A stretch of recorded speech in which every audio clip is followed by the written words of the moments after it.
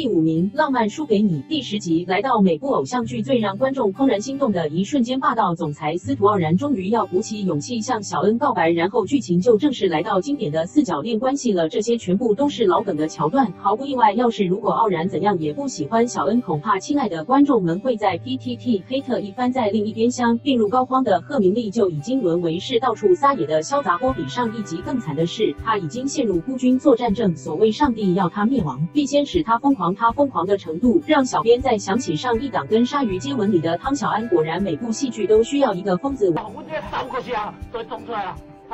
第4名，老姑婆的古董老菜单。第7集，这一集里，林淑美的阿兹海默症已经严重到会误认他人，但正因为这个原因，才知道当年林淑美的初恋是何文翰的阿公，但他阿公却为了未来而放弃了这段爱情。没想到这段恩怨情仇到了民国109年，还是的要缠绕着他们和在现代的那对情侣。尽管到了现在，什么家世背景这些已经不太重要，就连双方的家人也觉得这50年前的瓜葛不是什么重要的事。可是当林提爱看到自己的男友为了要讨好自己，就算要的让自己假装是淑美的初恋，却在最后出其不意的用力戳破她的幻想，最终让姑婆的病情加重。要的接受日间长照，到底出双入对的那个男人背后有什么鬼主意？他似乎越来越不懂了。那林提爱和何文翰两人走到现在，到底是命运的安排，还是情感的纠结？让我们继续看下去。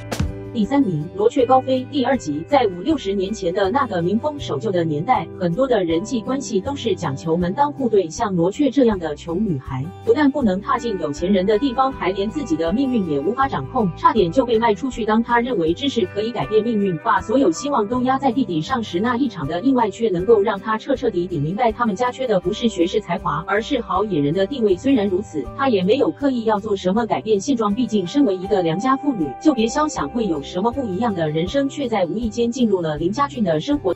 第2名，我的婆婆怎么那么可爱。第19、20集，他们如果骗我，那他们3个一定是疯了。很不幸，林采香的预言也真的应验了，甚至连仙人跳、拍裸体、登周刊这些也想得到。林家3兄弟无非也想把老母的老错骗光光。或许会想，为什么会有这样歹毒、老奸巨猾的孩子？如果不是 CEO 和发会的解围，恐怕真鹤斋就自此消失在火燎里。林采香当然也猜得到，他的儿子们无事不登3宝殿，特意从台北回乡，难道就真的是问候他娘亲那么简单？但孩子有难，难道要见死不救吗？作为老母的她，其实也非常矛盾。好不容易才把真鹤斋重新做起，却又要亲手把他摧毁。幸好 CEO 和发会他们也是站在林采香的一方， CEO 甚至还为了这件事而跟家人不和。明明苏家的事是他们的内政，为什么还要插手了？别人不明白，但还好至少大美知道苏家这一切都是因为这是阿信的家，也是他的家。为了这份跨越生死的爱， CEO 不能连一辈子的希望也失去了。第1名，黑喵之情。第2集，捡到你是我的幸运。通常在饲养或领养宠物时，大家都会觉得主人们的热心拯救了动物们，带个他们幸运。尤其是那些流浪街头的猫猫狗狗，看他们这样的可怜，便决定把他们带回家中好好的照顾。但其实对主人来说，捡到他们才真的是我最想留住的幸运。正如这一集里沈清凯的女儿一样，她的父母长期忙碌工作，没空关心她，家里长期都是空荡荡，就只要她的狗狗会在家，所以她把狗狗当成是她的依靠，她人生的一部分。而对罗君来说，如果不是当天在 KTV 里认得出佩珊把她捡到家里，恐怕他们的这段短暂美好的婚姻就成为幻影。人也一样，动物也一样需要关怀和爱，而这份爱也是双向的，只是大家回报的方式不一样而已。